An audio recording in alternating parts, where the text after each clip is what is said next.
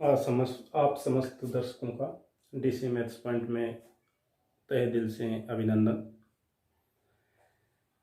जैसा कि हम कंपटीशन एग्ज़ाम की तैयारी के लिए निःशुल्क आपको कोचिंग दे रहे हैं, हमने पीछे जो कक्षा 10 तक का जो स्टैंडर्ड था मैथमेटिक्स का, जो कंपटीशन एग्ज़ाम में आने वाली थी, उनमें हमने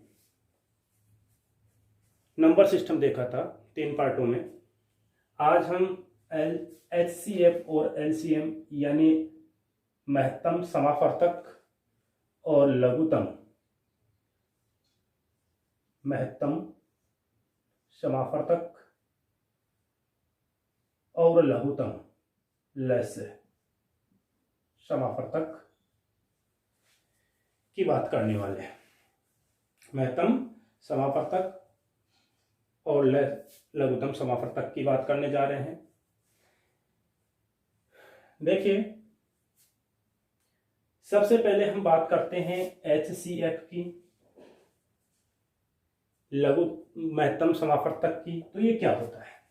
देखिए, इसके 3 नाम हैं, 3 तरीके से इसको शो किया जाता है। एक तो अंग्रेजी में इसको जो नोटेट करने का तरीका है वो HCF यानी HCF highest common factor, highest common factor, या फिर इसको GCM भी कई बुक्स में, कई गाइड्स में लिखा हुआ होता है GCM। तो G यानी ग्रेटेस्ट, C यानी कॉमन, M यानी मेजर, यानी बड़े से बड़ा उभयनिष्ठ माप।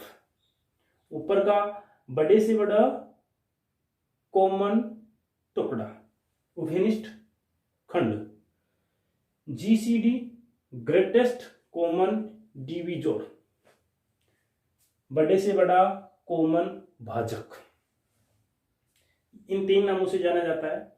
तो सबसे पहले हम यहां पर ये पता कर लें कि में से क्या चीज होती है, फिर कोई भी क्वेश्चन हो आपकी कोई दिक्कत ही नहीं आनी। तो में से क्या होता है, HCF क्या होता है, GCM क्या होता है, या GCD क्या होता है? देखिए भाई, मान लो मैं आपको कोई संख्या देता हूं, एक तो 15 दे दिया और एक 16 दे दिया, या 20 दे दिया, सपोज कीजिए 20 दे दिया। अब मैं आपसे पूछूं कि आप इनका में से ज्ञात करो। तो छोटी कक्षाओं में, ये कक्षा 6 का टॉपिक है वैसे, तो आपने पढ़ा होगा कि अलग अलग इनके अभाज्य गुणनखंड कर देते हैं, अलग अलग अभाज्य गुणनखंड कर देते हैं। तो उससे ये अलग अलग अभाज्य गुणनखंड करके फिर जो कॉमन होता है दोनों में, उसको हम ले लेते हैं, तो वो में से होता है। चलो, मैं आपसे कहूं कि आप मेरे को ऐसी बड़ी से बड़ी संख्या सोच के बताओ, ऐसी बड़ी से बड़ी संख्या सोच के बताओ जिसका इन दोनों में भाग जाता है, यानी 15 को भी वो विभाजित कर दे और 20 को भी विभाजित कर दे, बड़ी से बड़ी। तो आपके सामने क्या होगा? आप कहोगे कि, क्या कहोगे भाई, 5 जो एक संख्या है वो ऐसी संख्या है जो इन दोनों को विभाजित कर सकती है, 5 से बड़ी ऐसी कोई संख्या नहीं है। तो हम यहां कहेंगे कि जो आपने वो बड़ी से बड़ी संख्या बताई जो इन दोनों को विभाजित कर रही है, वही आपका में से या HCF कहलाता है, वही आपका में से या HCF कहलाता है। तो इसकी परिभाषा लिख लीजिए, वह बड़ी से बड़ी संख्या जिसका दी हुई सभी संख्याओं में पूरा भाग जाता है। वह बड़ी से बड़ी संख्या जिसका दी हुई सभी संख्याओं में पूरा भाग जाता है, क्या कहलाएगी? में से कहलाएगी। कौन? वो सबसे बड़ी संख्या। जैसे मैंने आपको पूछा कि 15 ऐसे आप बड़ी से बड़ी संख्या सोच के बताओ जिसका 15 में भी भाग चला जाए और 20 में भी भाग चला जाए। तो आपने बोला 5। मैं आपको कहूं कि एक तो आपकी 15 है और एक आपकी 45 है। आप मेरे को वो बड़ी से बड़ी संख्या बताइए जिसका इन दोनों में भाग जाता है। तो आप झट से कहोगे कि 15 का 15 में भी जाता है और 45 में भी जाता है। तो यहां जो 15 होगा वो आपका क्या होगा, वो बड़ी से बड़ी संख्या होगी जिसका दी हुई सभी संख्याओं में पूरा पूरा भाग चला जाए। अब हम देखिए क्या कह रहे हैं, वह बड़ी से बड़ी संख्या जिसका दी हुई संख्याओं में पूरा पूरा भाग जाए। अब देखिए जैसे आप यहां सबसे पहले प्रथम दृष्टि आप सोचते हो कि भाई क्या सोचें, तो हमेशा आप ध्यान रखिए वह बड़ी से बड़ी संख्या देख रहे हो जिसका 15 में भी भाग जाए 20 में भी भाग जाए। तो हमेशा ध्यान रखने की बात है, में से जो होता है जो आपको दी गई संख्या है, में से क्या होता है जो दी गई संख्या है उनमें जो सबसे छोटी है उसके बराबर होगा या फिर उससे कम होगा। जो सबसे लोवेस्ट वैल्यू वाला नंबर है आपके पास उसके बराबर या उससे छोटा होता है में से। जैसे यहां आपने देखा 5 15 से छोटा है, यहां देखा 15 से छोटा है। अब 15 से आपका यदि इनका में से आप लोगे तो 15 से कभी बड़ा नहीं आएगा। इन जो आपके पास छोटी से छोटी संख्या उससे बड़ा नहीं हो सकता। तो में से की परिभाषा क्लियर हो जानी चाहिए, नोट लगा के लिख दीजिए नीचे। में से कभी भी दी गई संख्याओं में छोटे मान की संख्या से अधिक नहीं हो सकता। में से कभी भी दी गई संख्याओं में छोटे मान की संख्या से कभी भी अधिक नहीं हो सकता। चलो ये आगे बात करते हैं। एक चीज और बता देते हैं, क्लियर कर लेते हैं। जैसे मान लीजिए आपने 20 में आपने भाग दिया 5 का, 4 बार गया। कितने बार गया? 4 बार गया। यानी आप इसको ऐसे भी लिख सकते हो 20/5। यहां पर आपका 20 में डिवाइडेशन यदि आपने किया तो 4 बार गया। तो यहां देखिए जो ये 5 है यह आपका भाजक कहलाता है, आपको पता है आपका भाजक कहलाता है। और 20 जो है इस 5 का 5 का गुणज होगा। 20 5 का गुणज कहलाता है। जो 20 है ना ये 5 का मल्टीपल होगा, गुणज होगा। और 5 20 का फैक्टर होगा, गुणनखंड होगा, एक अभाज्य टुकड़ा होगा। देखिए दोबारा ध्यान दे लीजिए, हम 5 का यहां 20 में भाग दे रहे हैं तो नीचे वाला विभाजक कहलाता है, डिवोजर कहलाता है, भाजक कहलाता है, डिवोजर कहलाता है। और या आप इसको कह सकते हो 20 का फैक्टर, 20 का कोई खंड, ठीक है। और 20 5 का क्या कहलाता है? 20 5 का गुणज कहलाता है, मल्टीपल कहलाता है। इस चीज को ध्यान रखना है। आगे चलते हैं। अब भाई यहां जो में से है, में से निकालने की 2 विधियां हैं। सबसे पहली विधि, आपके पास कोई भी 2 संख्या है, जैसे मान लीजिए ये 2 संख्या है, तो निश्चित रूप से आपके पास एक बड़ी संख्या होगी एक छोटी संख्या होगी। तो यूक्लिड विभाजन प्रमेय जो अंकगणित का फंडामेंटल थ्योरम भी कहलाता है, वो ये कहता है मान कि आपके पास यदि 2 संख्या a और b इस प्रकार से हैं कि a बड़ा है b, तब आप यूक्लिड विभाजन प्रमेय यहां लगा सकते हो। लास्ट में उस विधि से आप में से ज्ञात कर सकते हो। वो क्या कहता है कि जो a होता है ये bq प्लस r होता है, जहां पर जो r का वैल्यू है वो 0 के बराबर हो सकता है, लेकिन भाजक जो b है इससे छोटा होता है। तो ये प्रोसेस हमें जारी रखना है। कब तक जारी रखना है? जब तक कि शेषफल आपका 0 प्राप्त न हो जाए। कहने का मतलब मोटा मोटा ये है कि यहां आप छोटी संख्या का बड़ी संख्या में भाग दीजिए, छोटी संख्या का बड़ी संख्या में भाग दीजिए। चलो भाग देते हैं। कितनी बार गया? 1 बार गया। 15, शेषफल कितना रहा? 5। कितना रहा? 5। अब भाई आपके पास शेषफल कितना रह गया? 5 रह गया। अब इस 5 का वापस आप इस 15 में भाग दीजिए। 5 3 15, शेषफल 0 शेषफल आ गया। तो आपका ये जो 5 है ये HCF होगा। दोबारा देख लीजिए, सबसे छोटी जो संख्या है उसका बड़ी संख्या में भाग दोगे, भाग देने के बाद में जो आपका शेषफल आया, इस शेषफल का वापस इस भाजक इसमें भाग दीजिए, इसमें भाग दीजिए। तो मैंने यहां दिया शेषफल 0 आ गया तो आपका ये HCF हो जाएगा, नहीं आया तो यही काम वापस कीजिए, यानी इसका वापस इस 5 में भाग दीजिए, वापस भाग दीजिए। तो इस विधि से आप, यानी ये यूक्लिड विभाजन प्रमेय कहलाती है।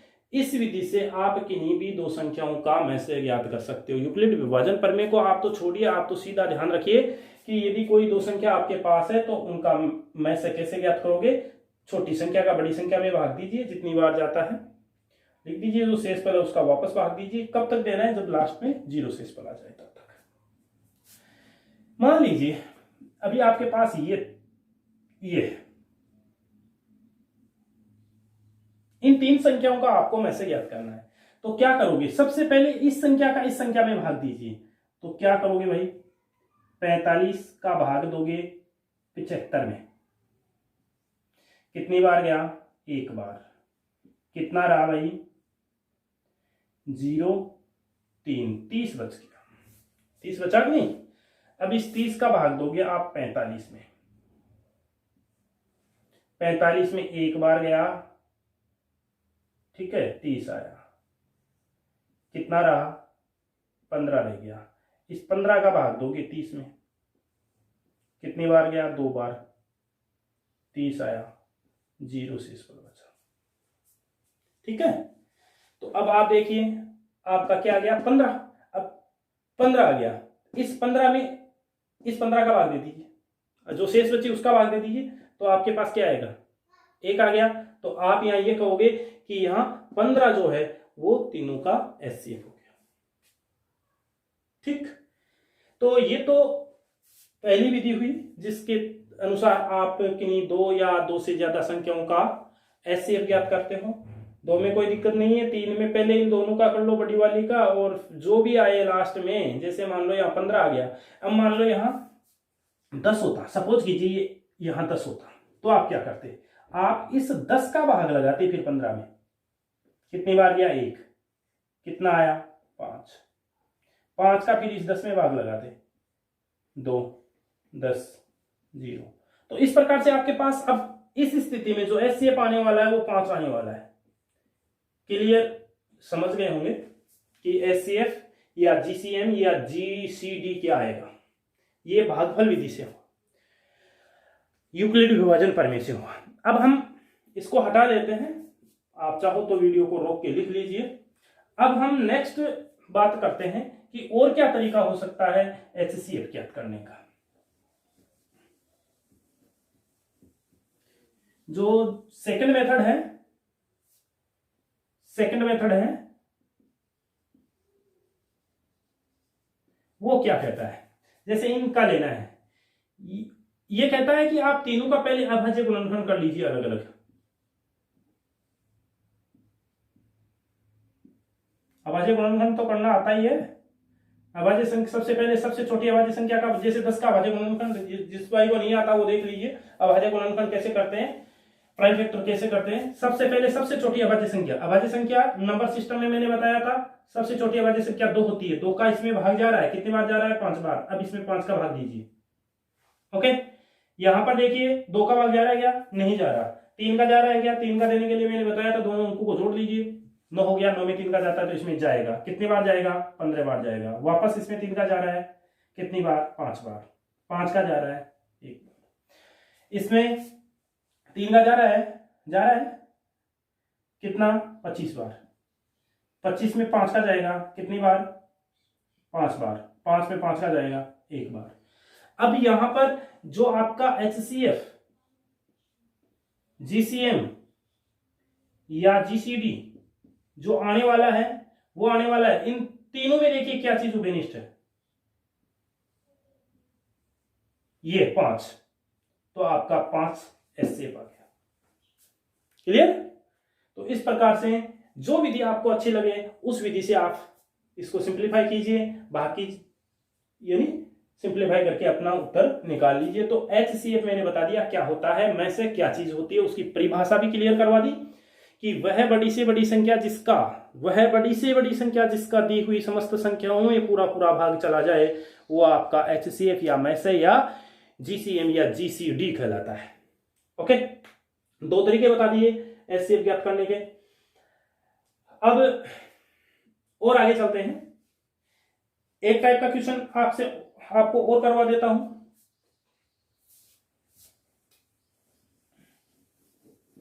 फिर हम आगे इस पर बेस जो भी प्रॉब्लम है उनको ध्यान में रखते हुए काम करेंगे। ये तो हमारे संख्याओं का हुआ। अब एक टाइप की संख्या और ले लेता हूं मैं, जैसे मेरे पास 2 की पावर 2 गुणा 5 की घात 3 गुणा 7 की घात 2, एक संख्या यह है। एक है 5 की घात 3 गुणा 2 की घात 4 गुणा 7 की घात 4, ये है। और एक संख्या 2 की घात 6 गुणा 5 की घात 8 गुणा 7 की घात 3, ये चीज है। ये मेरे पास कोई 3 संख्याएं हैं और मैं आपको कहूं कि यहां इनका HCF या में से निकालना है, तो भाई साहब ध्यान रखना, यहां 2 की जो न्यूनतम घात, जो तीनों में न्यूनतम है, जो तीनों में सबसे कम है वो लिख दीजिए। यहां 2 है, यहां 4 है, यहां 6 है, तो सबसे न्यूनतम कौन सी है? 2 गुणा 5 की सबसे न्यूनतम कौन सी है भाई? 3 3 3 है 3। 7 की सबसे न्यूनतम कौन सी है? 7 की घात 2।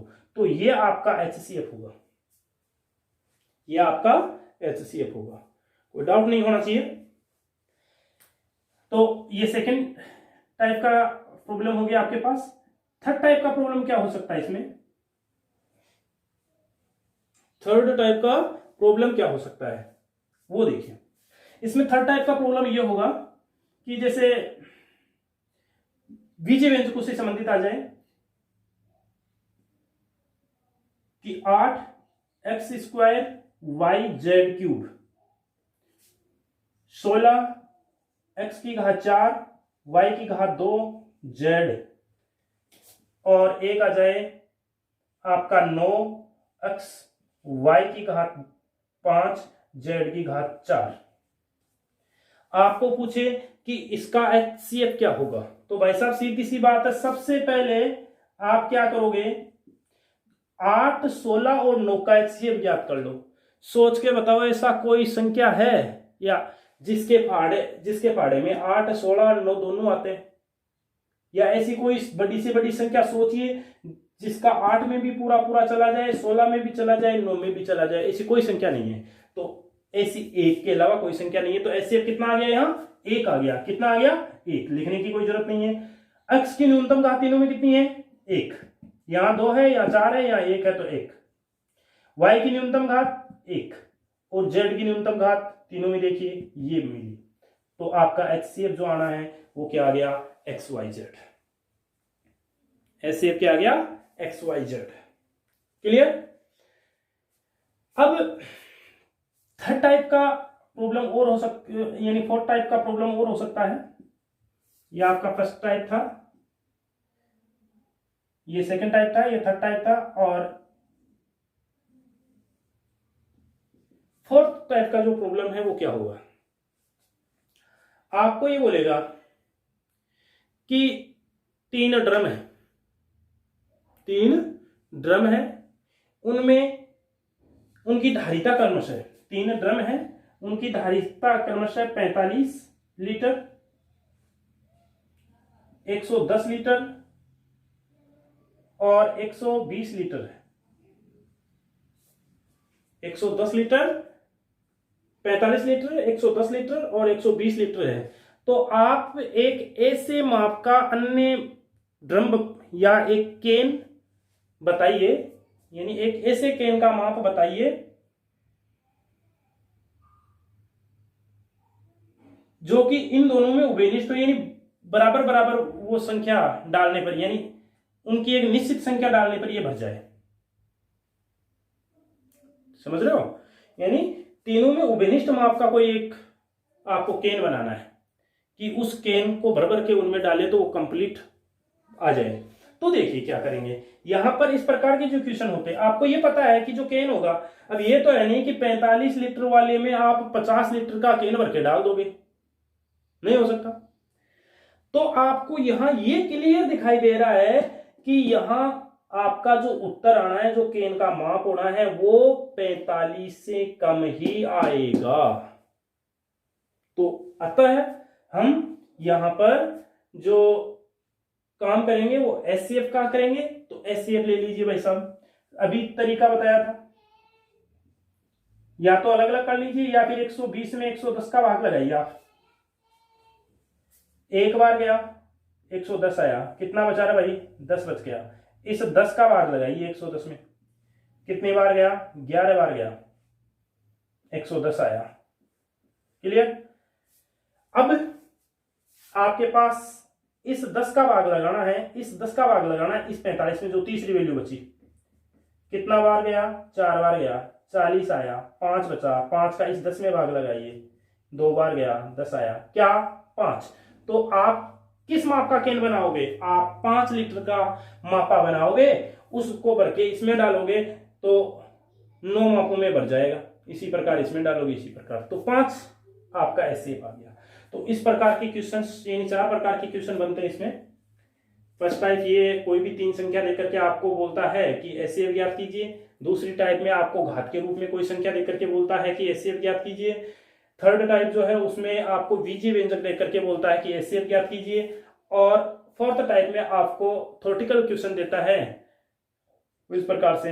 और अन्य प्रकार के कई प्रकार के क्वेश्चन हो सकते हैं इनमें। जैसे मान लो एक ट्रेनिंग सेंटर है, वहां पर अलग अलग विषयों की ट्रेनिंग होनी है और ट्रेनिंग आवश्यक है, ठीक है। तो वहां उस ट्रेनिंग कमेटी ने ये सुझाव दिए हैं कि एक जो रूम है उसमें एक ही प्रकार के प्रतिभागी होने चाहिए। जैसे मैथ के प्रतिभागी है तो मैथ के एक ही रूम में होने चाहिए। एक रूम का ये मतलब नहीं है कि केवल एक ही रूम में, यानी 5 रूमों में यदि व्यवस्था है, मैथ्स के लोग 5 रूमों में व्यवस्था है, तो कितने कितने, यानी 5 जो ग्रुप बनेंगे वो एक ही प्रकार के ग्रुप बनाने हैं, एक ही सब्जेक्ट के ग्रुप बनाने हैं। मैथ्स के अलग ग्रुप बनाने हैं, गणित के वो विज्ञान के अलग बनाने, अंग्रेजी के अलग बनाने, तो कितने कितने के ग्रुप बनाओगे। तो आपको पता है ग्रुपों की संख्या, तो जो छोटी से छोटी संख्या है जो प्रतिभागियों की, उससे कम होनी है, या जो छोटी से छोटी उसके बराबर होनी है, तो आप वहां एचसीएफ ज्ञात करते हो। तो इस प्रकार के जो क्वेश्चन जिनमें आपको यह लगता है कि इसका उत्तर जो दी गई संख्या उनसे छोटा आना है, तो हमेशा एचसीएफ निकलेगा, अदरवाइज आपका एलसीएम आएगा। तो चलो आगे चर्चा करते हैं एलसीएम पर। किस पर, एलसीएम पर। ये क्लियर हो गया होगा। 4 विधि बता दी आपको कि इस प्रकार के क्वेश्चन से वहां एग्जाम में आ सकते हैं।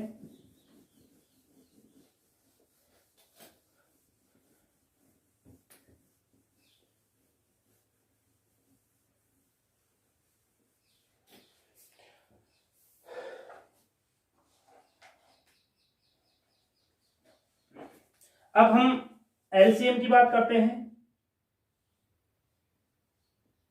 जिसको हिंदी में लस्य बोलते हैं, लघुत्तम समापवर्तक बोलते हैं। अंग्रेजी में जो इसका बना है एल यानी लिस्ट होता है, लिस्ट, कॉमन, मल्टीपल,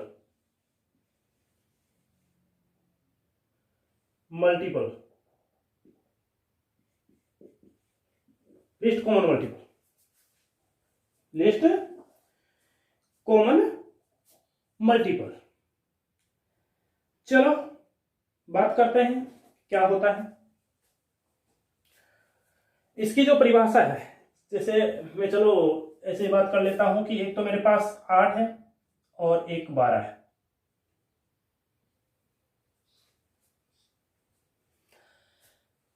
तो आप मेरे को देखिए, लेसन में आपने क्या किया था, वह बड़ी से बड़ी संख्या देखी थी जिसका दी हुई संख्याओं में भाग चला जाए। यहां पर मैं आपको यह पूछ रहा हूं कि ऐसी बड़ी से बड़ी संख्या क्या होगी, ऐसी छोटी से छोटी संख्या क्या होगी, ऐसी छोटी से छोटी संख्या क्या होगी जिसमें इन दोनों का भाग चला जाए। दोबारा सुनना, ऐसी छोटी से छोटी संख्या ढूंढ के बताओ कि उसमें 8 का भी भाग चला जाए और 12 का भी चला जाए। तो आप कहोगे कि जो 24 होता है, 24 में 8 का भी कंप्लीटली डिवाइड हो जाएगा 3 टाइम और 12 का भी कंप्लीटली डिवाइड हो जाएगा 2 टाइम। तो यहां पर ये जो 24 आया ना, जो मैंने बोला कि छोटी से छोटी संख्या बताओ, वो ये 24 आपका लेस होता है। तो इसकी प्लीज परिभाषा लिख लीजिए। वह छोटी से छोटी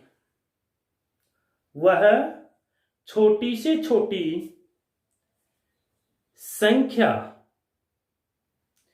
जिसमें दी हुई सभी संख्याओं का पूरा पूरा भाग चला जाए।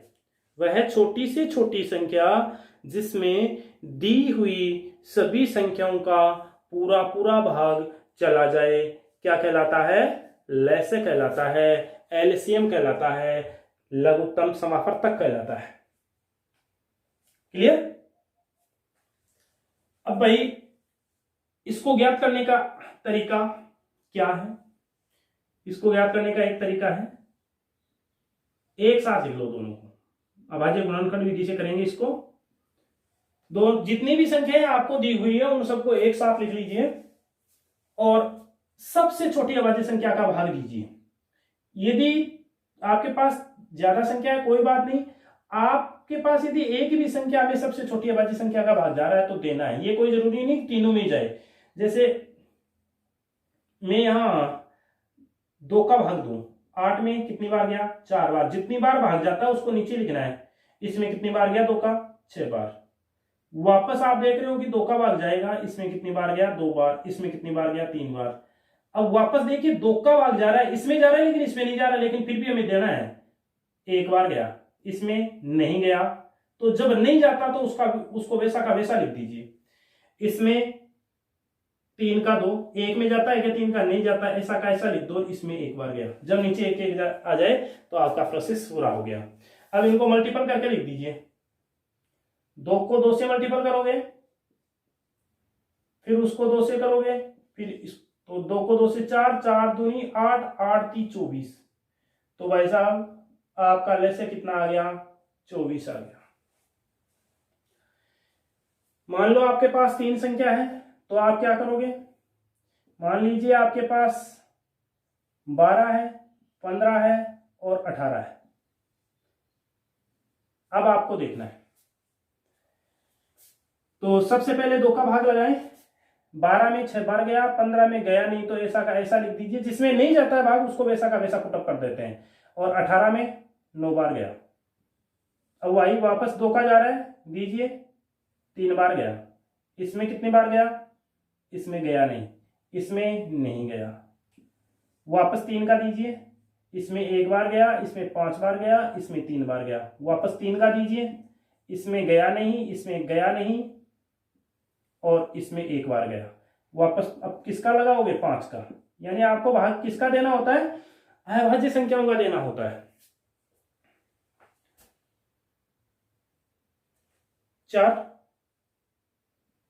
4 3 12, 12 36 और 36 गुणा 5 कर लीजिए। 36 गुणा 5, 6 पंजे 30, हासिल की 3, 5 3 15 और 3 18।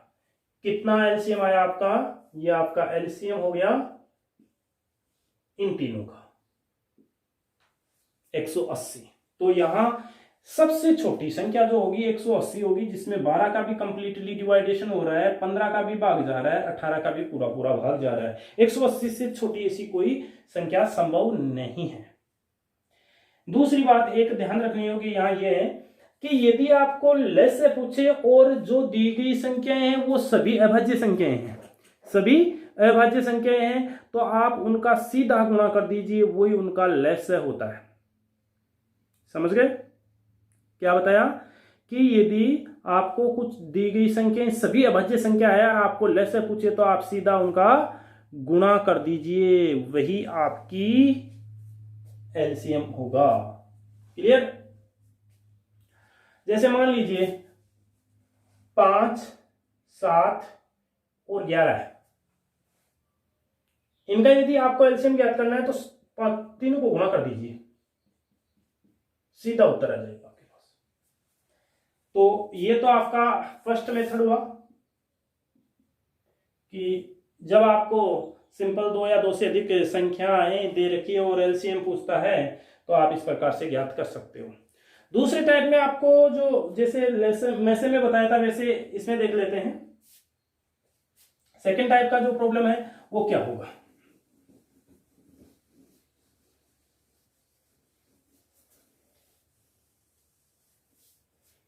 सेकेंड टाइप का जो प्रॉब्लम आने वाला है वो आपके सामने घात के रूप में आ सकता है, जैसे 2 की घात 3 गुणा 5 की घात 4 गुणा 3 की घात 1। दूसरी संख्या 2 की घात 2 गुणा 3 की घात 4 गुणा 5 की घात 1। तीसरी संख्या आपके पास आ गई 2 की घात 1 गुणा 3 की घात 4 या 2 कर लो गुणा 5 की घात 2। अब आपको पूछता है कि एलसीएम क्या होगा, तो सीधी सी बात है भाई, क्या बात है, 2 की मैक्सिमम घात कितनी है, तीनों में मैक्सिमम देखना है। एचसीएफ में उल्टा करते हो मिनिमम देखते हो, यानी दोनों एक दूसरे के पूरक है। उसमें क्या करेंगे, सबसे कम घात देखेंगे एचसीएफ में, एलसीएम में सबसे अधिक घात देखेंगे। तो 2 की घात मैक्सिमम कितनी है इस तीनों में, 3 है, गुणा 5 की घात कितनी है मैक्सिमम, 5 की घात 4 है, यहाँ 1 है और यहाँ 2 है, तो 5 की घात 4 आएगा आपके पास। और 3 की घात मैक्सिमम कितनी है, 3 की घात 4 है। तो भाई साहब आपका उत्तर ये आना है। क्लियर। तो ये आपका सेकंड टाइप हो जाता है। थर्ड टाइप देखिए, थर्ड टाइप में आपको बीजीय व्यंजक देगा, जैसे आपको दे दिया 3x² y² और 4x y² z की घात 3 और एक दे दिया आपको 5x की घात 3 y की घात 1 और z की घात 3। अब आपको पूछा कि साहब इनका एलसीएम बताइए, तो एलसीएम क्या होगा, तो देखिए एलसीएम क्या होगा। एलसीएम सबसे पहले आपको जो संख्या है इनका एलसीएम लेना है। 3, 4 और 5 का एलसीएम क्या हो गया, सीधी सीधी बात है, 4 3 12 और 12 5 60।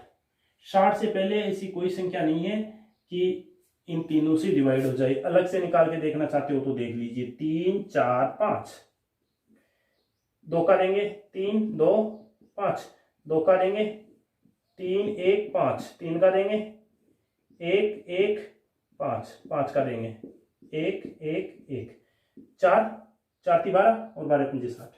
तो 60 आपका संख्याओं का मैक्सिमम देख लिया। 2 की पावर मैक्सिमम कितनी है, 3 है, ये रही साहब, देख लिया।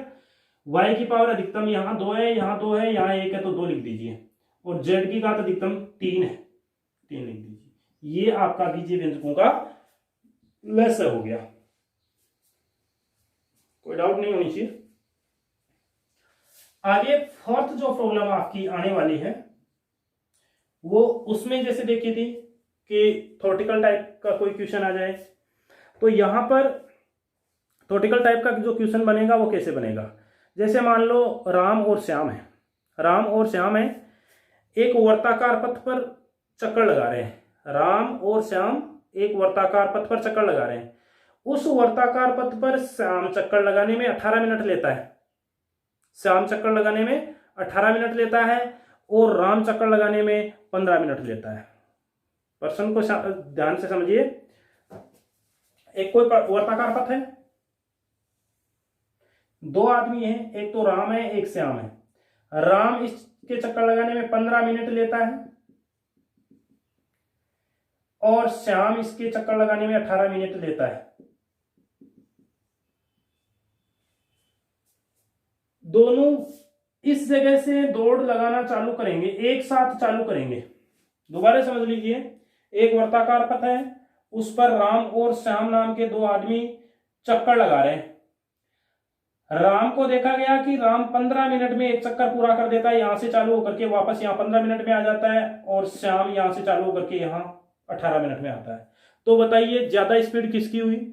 जो कम समय में आएगा उसकी ज्यादा स्पीड हुई, तो राम की स्पीड ज्यादा हुई। तो भाई साहब ये एक साथ जब चक्कर लगाना चालू करते हैं तो बताइए कितने समय बाद में वापस एक दूसरे को मिलेंगे? तो अब एक बार गेस कीजिए, मैंने पहले बात बताई कि जब आपका उत्तर, संभावित उत्तर दिए गए समय, दिए गए मान से, जो जो आपको वैल्यूज दिए गए उनमें कम से कम मान के बराबर या उससे कम आने की कोशिश करें तो एलसीएफ, और ज्यादा है तो एलसीएम। यहां आप देखिए कि दोनों एक साथ चालू होंगे, एक 15 मिनट में चक्कर करेगा, एक 18 मिनट में। तो ये तो क्लियर हो गया कि दोनों 18 मिनट से पहले तो मिलने से रहे, क्योंकि एक तेज दौड़ रहा है एक धीरे दौड़ रहा है, तो दोनों 18 मिनट से पहले तो नहीं मिलेंगे, यानी बड़े से बड़ा जो मान है उससे कम समय में नहीं मिलेंगे। तो क्या करें? एलसीएम ज्ञात की, एलसीएम ज्ञात कीजिए। एलसीएम ज्ञात करने का अभी आपको तरीका बताया था, 15 18, 3 का भाग दीजिए 5 बार, इसमें कितनी बार गया, सॉरी पहले 2 का दीजिए, ये 15 का 15, ये 9, अब 3 का दीजिए, ये आपका 5 बार, ये आपका 3 बार। अब वापस इसमें गया नहीं, इसमें 1 बार, इसमें 5 का दीजिए, 1 1। तो क्या हुआ? गुणा कर दीजिए, 3 दूनी 6, 36 18 और 18 को 90,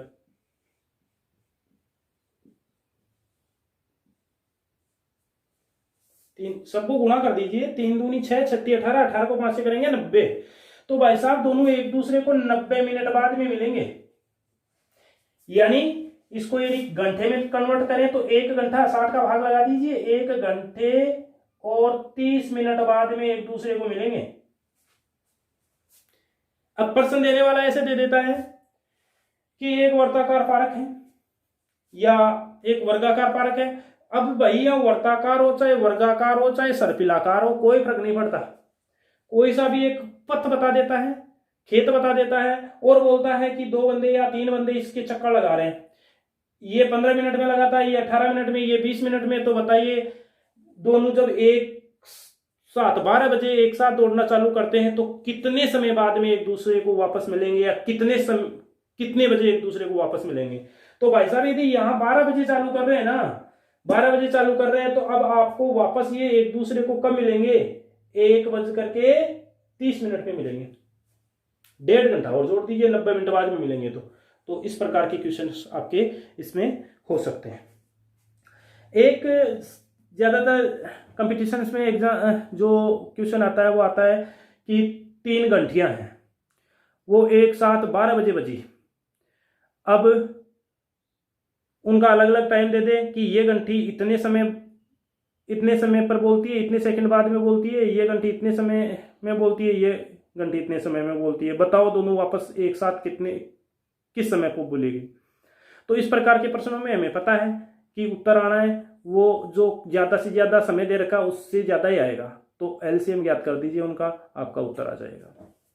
तो इस प्रकार की यहाँ प्रॉब्लम होती है, इनको हम सरल कर लेंगे। तो एलसीएम आपने देखा क्या होता है, वह छोटी से छोटी संख्या होती है जिसमें दी हुई सभी संख्याओं का पूरा पूरा भाग चला जाए। और जो ध्यान रखने वाली बात है, जो एलसीएम होता है, जो लेसर होता है, वो जो आपके पास दी हुई संख्या है, जो सबसे बड़ी संख्या है ना, या तो उसके बराबर या उससे ज्यादा आता है। नोट लगा के लिख लीजिए चाहे कि दी गई संख्याओं का लेसर सदैव सबसे बड़ी मान की संख्या, सबसे बड़े मान की संख्या के बराबर या उससे अधिक आता है। दी गई संख्याओं का लेसर सबसे बड़े मान की संख्या के बराबर या उससे अधिक आता है। ठीक है, तो ये आपके 4 मेथड इसमें क्लियर हुए। अब हम आगे बढ़ते हैं। लेसर और मेसर में कोई दिक्कत नहीं होनी चाहिए। अब देखिए, आपको लेसर मेसर की बात कर रहे हैं, तो ये तो सिंपल अपनी जो संख्या है इनका लेसर मेसर हो गया। अब आपके पास यदि दशमलव संख्या है तो उनका लेसर मेसर कैसे करोगे, वो देख लीजिए।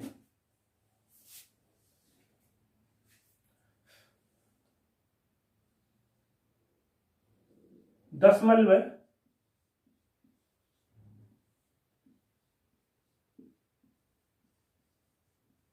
संख्याओं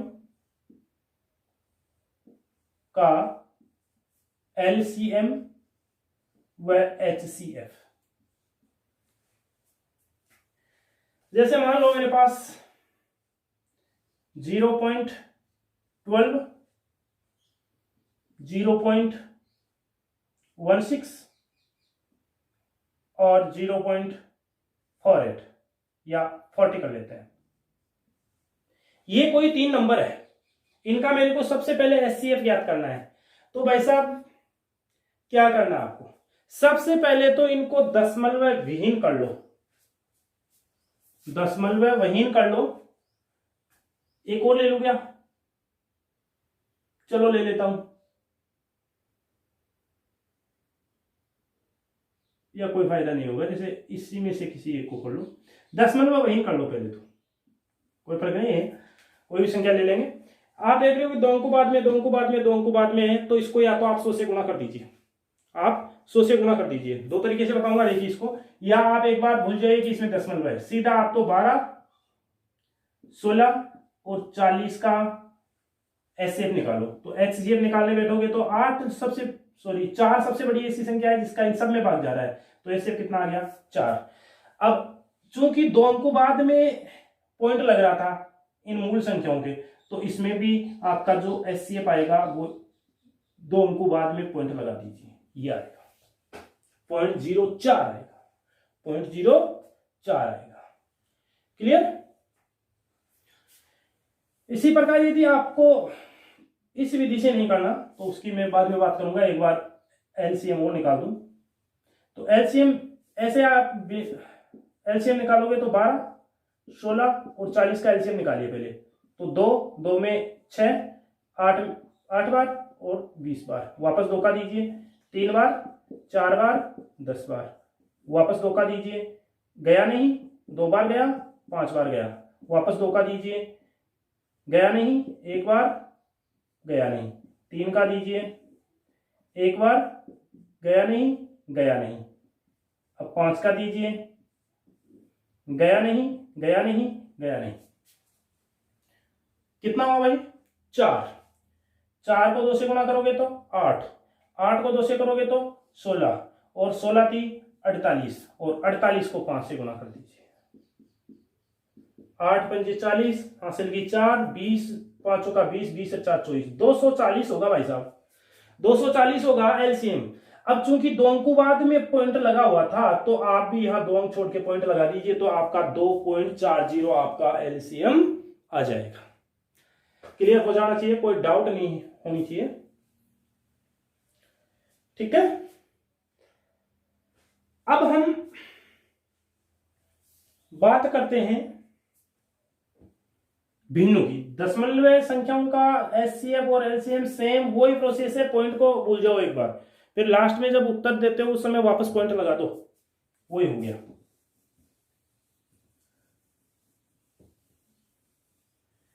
अब मैं भिन्नों का एलसीएम और एचसीएफ निकालता हूं। तो एलसीएम ऑफ फ्रैक्शंस, भिन्नों का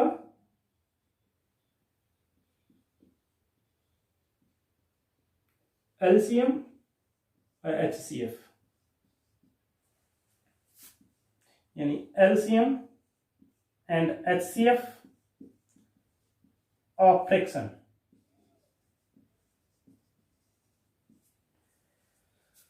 फ्रैक्शंस, ओके। देखिए मान लो मेरे पास 2/3 है, एक 3/5 है और एक 4 कितना 5 ले लेता हूं।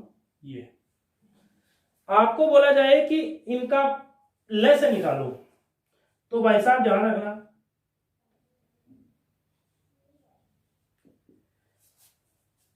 तरीका होता है कि जो न्यूमरेटर है, जो अंश है उनका तो वही जो निकाल रहे हो वो निकाल दो, और जो डिनोमिनेटर है, जो हर है उसका विपरीत कर दो, यानी एलसीएम किसका, अंशों का। अंशों का तो एलसीएम होगा और एचसीएफ होगा हरों का। इसी प्रकार जब एचसीएफ ज्ञात करते हैं तो क्या करते हैं कि एचसीएफ तो निकालेंगे अंशों का और एलसीएम निकालेंगे हरों का। दोनों काम साथ होंगे यहां, समझ गए क्या? जब एलसीएम पूछ रहा है तो अंशों का तो एलसीएम ही होगा, लेकिन हरों का उसके विपरीत कर दो। एचसीएफ ज्ञात कर रहे हो तो अंशों का तो एचसीएफ कर दो, लेकिन एल नीचे वालों का जो हर है उनका विपरीत कर दो। तो चलो एलसीएम निकालते हैं यहां। तो दो LCM of 2 3 4 by HCF of 3 5, दोनों कॉमन है। अब मेरे को बताओ 2 3 और 4 का लेस है कितना होगा? क्या 12 होगा? तो 12। एचसीएफ कितना होगा दोनों का?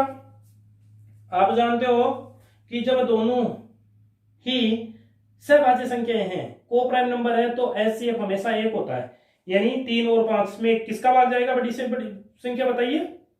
बड़ी से बड़ी संख्या 1 है जिसका दोनों में भाग जाता है। तो भाई साहब 12 उत्तर आएगा आपका। यहां पर जो एलसीएम निकलने वाला है किनका? इन भिन्नों का, वो कितना होगा? 12 आएगा। और एचसीएफ की बात करते हैं तो एचसीएफ अभी आपने अंशों का एचसीएफ निकालना है। HCF of 2 3 4 by LCM of 3 5। क्या करेंगे भाई? दोनों का एचसीएफ निकालना है, यानी ऐसी संख्या देखनी है जिसका इन दोनों में भाग जाए। तो भाई साहब 1 होगी। देख लीजिए अलग अलग चाहे, और वैसे देखने की जरूरत भी नहीं है, नहीं है ना? या करूं? 1 आएगा, ठीक है। अरे भाई 2 का इस 2 में जा रहा है, 4 में जा रहा है, लेकिन 3 में नहीं जा रहा। अब यहां एलसीएम देखेंगे तो 15 हो गया क्या? दोनों सहभाज्य संख्या है तो 15 हो गया। तो 1/15 आपका एचसीएफ होगा। एचसीएफ तो कितना होगा? 1/15, और एलसीएम कितना होगा? 12। तो इस प्रकार जो भिन्न होती है उनका एलसीएम और एचसीएफ ज्ञात किया जा सकता है। अब जरा इनको देखिए।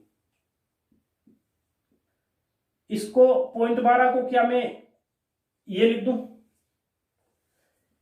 क्या 16 को मैं 0.16 को ये लिख दूं और इसको ये लिख दूं? यानी जितने ऊपर अंक छोड़ के पॉइंट लगा हुआ है, 1 2, दाएं ओर से अंक काउंट कर लो, 1 2 अंक बाद में पॉइंट है, इसमें 2 अंक बाद में, यानी जितने अंक छोड़ के पॉइंट लगा हुआ उतने 1 के 0 लगा दो हर में। अब यहां पर आपको क्या करना पड़ेगा? एलसीएम लेना है तो इनका एलसीएम लीजिए। 12 16 40 का एलसीएम ले लीजिए। 12 16 40 का एलसीएम लोगे तो आपका 240 आएगा, और इनका एचसीएफ ले लीजिए, एचसीएफ 100 आएगा। तो क्लियर? इसी प्रकार इनका होगा। तो ये 2 विधियां मैंने बता दी, 10 यानी दशमलव भिन्नों का एचसीएफ ज्ञात करने की। या तो इनको भिन्नों के रूप में तोड़ लीजिए, फिर ये फॉर्मूले लगा दीजिए। तो इसी प्रकार आपका एचसीएफ और एलसीएम खत्म होता है। अब हम आगे क्या करेंगे? कुछ प्रॉब्लम जो है उनको सरल करेंगे। तो आज के लिए मेरे हिसाब से बहुत है। नेक्स्ट जो टॉपिक आएगा यह आपका पार्ट फर्स्ट था।